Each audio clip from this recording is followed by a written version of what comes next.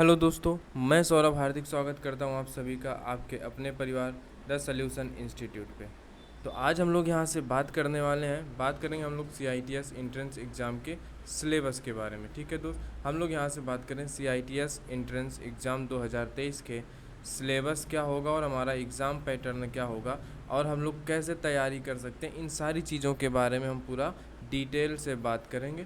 तो चलिए हम लोग बिना देरी के वीडियो को स्टार्ट करते हैं, है ना। फालतू टाइम नहीं व्यतीत करते, हम लोग डायरेक्ट अपनी काम की चीज़ पे चलते हैं। तो चलिए हम लोग समझ लेते हैं यहाँ से कि जो हमारे पास CITS का सिलेबस, सबसे पहले हमें क्या करना है कि भैया CITS का हमें सिलेबस समझना है कि CITS का सिलेबस क्या होता है।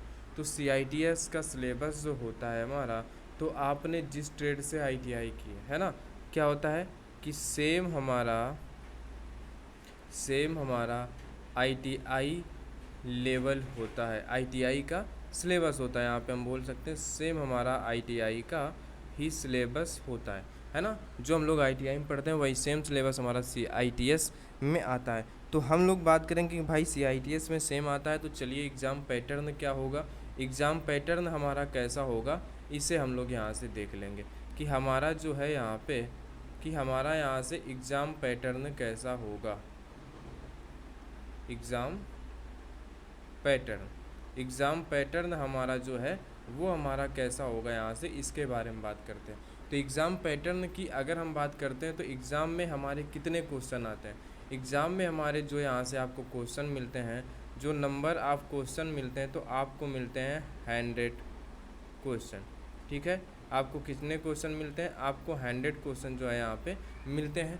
तो 100 क्वेश्चन में कौन से सब्जेक्ट के कितने क्वेश्चन रहते हैं, इसके बारे में हम लोग डिस्कस कर लेते हैं। तो जैसे कि अगर हम बात करते हैं कि भाई 100 क्वेश्चन हैं, तो 100 क्वेश्चन में जो हमारे पास होते हैं, 100 क्वेश्चन में हमारे पास जो है यहाँ पे 100 क्वेश्चन में हमारे पास दो डिवाइड होते हैं। जैसे कि पहले पार्ट में होते हैं हमारे पास 75 क्वेश्चन, एक तो हमारे अलग हो गए 75 क्वेश्चन होते हैं, और एक तरफ हमारे हो जाते हैं 25 क्वेश्चन, है ना। तो 75 हमारे किस चीज़ के होते हैं, तो 75 जो होते हैं वो हमारे ट्रेड के क्वेश्चन होते हैं। किसके होते हैं, ट्रेड के क्वेश्चन होते हैं। जिस ट्रेड से हम लोग ITI किए होते हैं उस ट्रेड के क्वेश्चन आते हैं हमारे पास 75।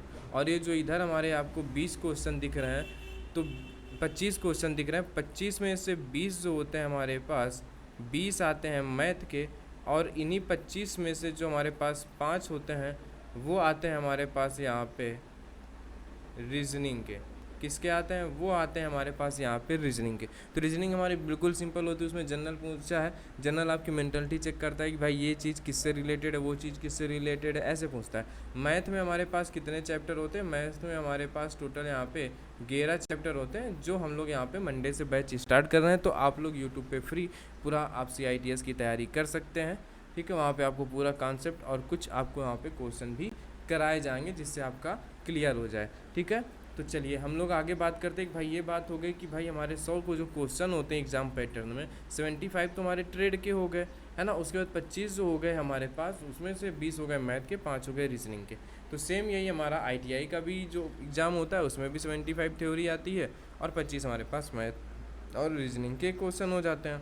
इसी तरह हमारा CITS का भी एग्ज़ाम पैटर्न है। तो चलिए हम लोग बात कर लेते हैं कि भाई जैसे कि अगर आप ट्रेड से दे रहे हैं, या जैसे कि कुछ बच्चे क्या होते हैं हमारे पास ITI के होते हैं, कुछ बच्चे डिप्लोमा के होते हैं, कुछ बच्चे डिग्री के होते हैं। तो उनके बारे में हम लोग यहाँ से बात कर लेते हैं कि यहाँ से अगर हम लोग बात करते हैं कि अगर जो भी बच्चे यहाँ पे क्या हैं कि डिप्लोमा के होते हैं और जो बच्चे क्या होते हैं डिग्री के होते हैं, तो इनके लिए क्या होता है कि जब ये फॉर्म अप्लाई करने जाते हैं तो इन्हें जैसे क्या हो गया कि जैसे आपको यहाँ पे कौन कौन सी ट्रेड मिल जाएंगी, जैसे आपको फिटर मिल जाएगी, है ना। फिटर के साथ साथ आपको मशीनिस्ट मिल जाएगा, टर्नर मिल जाएगा, इस तरह से ट्रेड आपको शो करता है। तो आप जिस ट्रेड से भी करना चाहते हैं वो ट्रेड आप वहाँ पे अप्लाई कर सकते हैं, और फिर उसी ट्रेड की आपको थ्योरी पढ़ना होगा, और वो जो 75 क्वेश्चन होंगे वो आपके उसी ट्रेड से आएंगे जो आप वहाँ पे फॉर्म में सिलेक्ट करेंगे। और जो ITI के बच्चे होते हैं, वो क्या करते हैं, जिस ट्रेड से ITI करते हैं उसी सेम ट्रेड से उन्हें क्या करना पड़ता है, उन्हें सेम ट्रेड से CITS जो है वो उन्हें करना पड़ता है, सेम ट्रेड से उन्हें CITS करना पड़ता है। अगर उन्होंने फिटर से ITI कर रखी है तो फिटर से ही उन्हें क्या करना पड़ेगा, CITS करना पड़ेगा। तो उन्हें 75 क्वेश्चन ट्रेड के आ जाते हैं आपके पास, और बाकी जो 25 क्वेश्चन होते हैं मैथ और रीजनिंग के होते हैं। अगर हम लोग यहाँ पे बात करते हैं किसकी, मेन पॉइंट क्या होता है हमारा कि भाई यहाँ पे निगेटिव मार्किंग होती है क्या।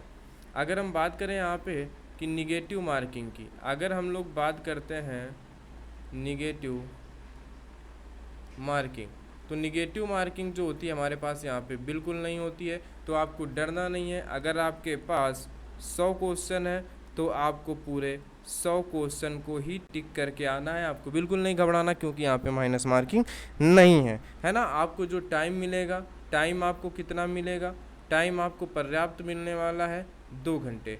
टाइम आपको कितना मिलेगा, टाइम आपको पर्याप्त मिलेगा 2 घंटे का, है ना।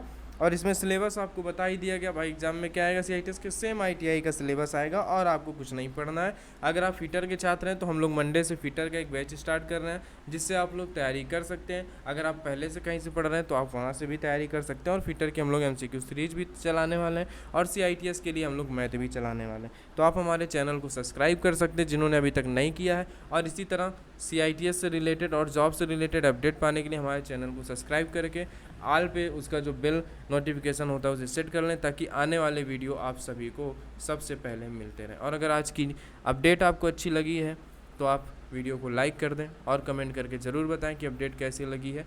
तो चलिए दोस्त, आज हमारा क्या था, इसके एग्ज़ाम पैटर्न के बारे में हमने डिटेल कर लिया कि भाई इसमें 100 क्वेश्चन होते हैं, 75 हमारे ट्रेड के होते हैं, 25 हमारे मैथ और रीजनिंग के होते हैं। निगेटिव मार्किंग हमारी कुछ नहीं होती है। तो चलिए हम लोग इसके बारे में बात कर चुके हैं। अब हम लोग मिलेंगे एक नए वीडियो में नई अपडेट के साथ, तब तक के लिए धन्यवाद।